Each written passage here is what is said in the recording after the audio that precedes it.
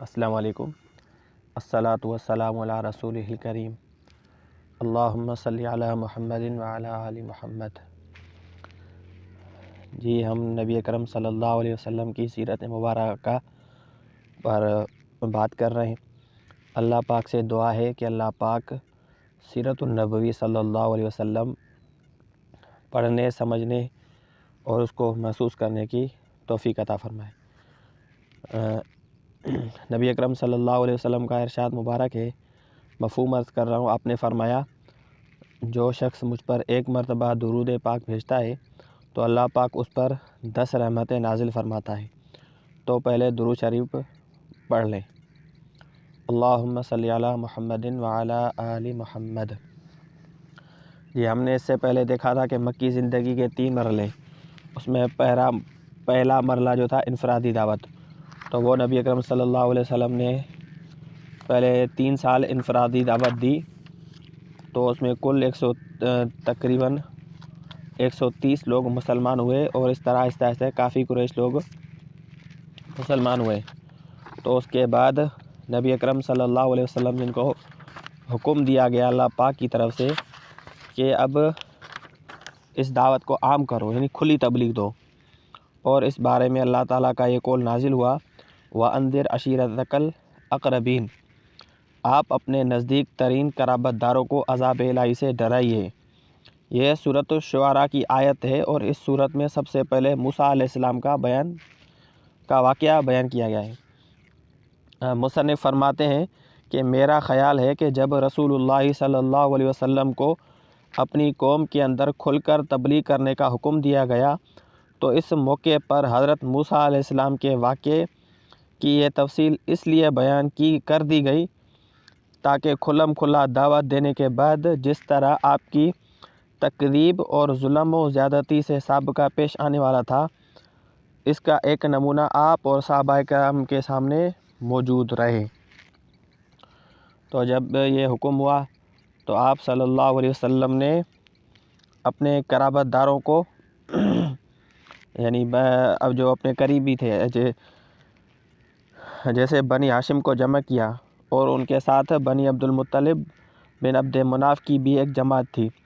کل 45 آدمی تھے، لیکن ابو لہب نے بات لپک لی اور بولا، دیکھو یہ تمہارے چچا اور چچیرے بھائی ہیں، بات کرو لیکن نادانی چھوڑ دو، اور یہ سمجھ لو کہ تمہارا خاندان سارے عرب کے مقابلے کی تاب نہیں رکھتا، اور میں سب سے زیادہ حقدار ہوں کہ تمہیں پکڑ لوں، بس تمہارے لیے تمہارے باپ کا خانوادہ ہی کافی ہے، اور اگر تم اپنی بات پر قائم رہے تو یہ بہت آسان ہوگا کہ قریش کے سارے قبائل تم پر ٹوٹ پڑیں اور بقیہ عرب بھی ان کی امداد کریں۔ پھر میں نہیں جانتا کہ کوئی شخص اپنے باپ کے خانوادے کے لیے تم سے بڑھ کر شر کا باعث ہوگا۔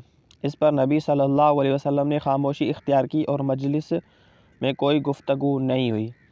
یعنی آپ صلی اللہ علیہ وسلم نے لوگوں کو دعوت دینے کے لیے گھر پہ بلایا، دعوت کی، لیکن ابو لہب نے ایسا نہیں کرنے دیا۔ اس کے بعد پھر آپ صلی اللہ علیہ وسلم نے لوگوں کو گھر پہ دعوت دی، تو آپ صلی اللہ علیہ وسلم نے بات شروع کی اور فرمایا، ساری حمد اللہ کے لیے ہے، میں اس کی حمد کرتا ہوں اور اس سے مدد چاہتا ہوں، اور اس پر ایمان رکھتا ہوں، اسی پر بھروسہ کرتا ہوں، اور یہ گواہی دیتا ہوں کہ اللہ کے سوا کوئی لائق عبادت نہیں ہے، وہ تنہا ہے، اس کا کوئی شریک نہیں ہے۔ پھر آپ صلی اللہ علیہ وسلم نے فرمایا، رہنما اپنے گھر کے لوگوں سے جھوٹ نہیں بول سکتا، اس خدا کی قسم جس کے سوا کوئی معبود نہیں، میں تمہاری طرف خصوصاً اور لوگوں کی طرف عموماً اللہ کا رسول بھیجا گیا ہوں۔ بخدا تم لوگ اسی طرح موت سے دوچار ہو گئے جیسے سو جاتے ہو، اور اسی طرح اٹھائے جاؤ گے جیسے سو کر جاگتے ہو، پھر جو کچھ تم کرتے ہو اور اس کا حساب تم سے لیا جائے گا، اس کے بعد یا تو ہمیشہ کے لیے جنت ہے یا ہمیشہ کے لیے جہنم۔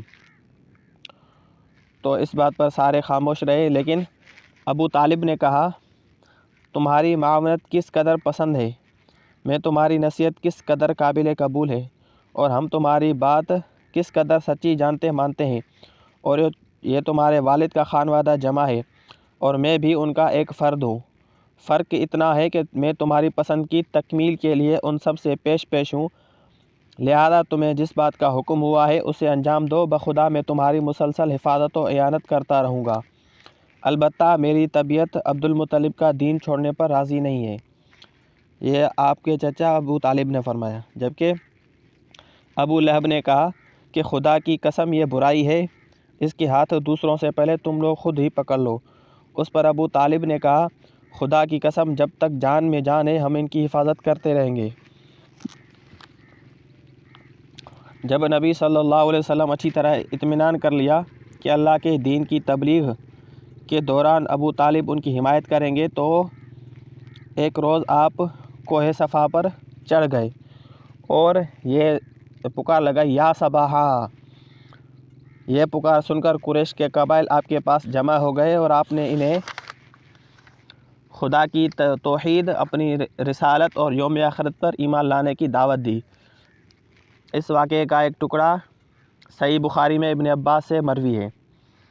جب وَأَنذِرْ عَشِيرَتَكَ الْأَقْرَبِينَ نازل ہوئی تو نبی صلی اللہ علیہ وسلم کوہ صفا پر چڑھ کر بطون قریش کی آواز لگانی شروع کی، اے بنی فہر، اے بنی عدی، یہاں تک کہ سب کے سب اکٹھا ہو گئے۔ حتیٰ کہ اگر کوئی آدمی خود نہ جا سکتا تھا تو اپنے قاصد کو بھیج دیا کہ دیکھے معاملہ کیا ہے۔ غرض قریش آ گئے، ابو لہب بھی آ گیا۔ اس کے بعد آپ صلی اللہ علیہ وسلم نے فرمایا، تم لوگ یہ بتاؤ کہ اگر میں یہ خبر دوں کہ ادھر وادی میں شہ سواروں کی ایک جماعت ہے جو تم پر چھاپا مارنا چاہتی ہے، تو کیا تم لوگ مجھے سچا مانو گے؟ لوگوں نے کہا، ہاں، ہم نے آپ پر سچ ہی کا تجربہ کیا ہے۔ آپ نے فرمایا، اچھا، تو میں تمہیں ایک سخت عذاب سے پہلے خبردار کرنے کے لیے بھیجا گیا ہوں۔ اس پر ابو لہب نے کہا، تو سارے دن غارت ہو، تو نے ہمیں اس لیے جمع کیا تھا کہ اس پر سورۃ تبت یدا ابی لہب نازل ہوئی، ابو لہب کے دونوں ہاتھ نازل ہوں اور خود غارت ہو۔ یعنی نبی اکرم صلی اللہ علیہ وسلم نے جب کھلی دعوت شروع کی تو سب سے پہلے جس نے مخالفت کی وہ ابو لہب تھا، اور آگے جو مرحلہ آ رہا ہے وہ زیادہ سخت سے سخت آئے گا نبی اکرم صلی اللہ علیہ وسلم کی معاملات کے حوالے سے۔ اللہ پاک سے دعا ہے کہ اللہ پاک ہمیں سیرت النبوی پڑھنے، سمجھنے اور محسوس کرنے کی توفیق عطا فرمائے۔ السلام علیکم ورحمۃ اللہ۔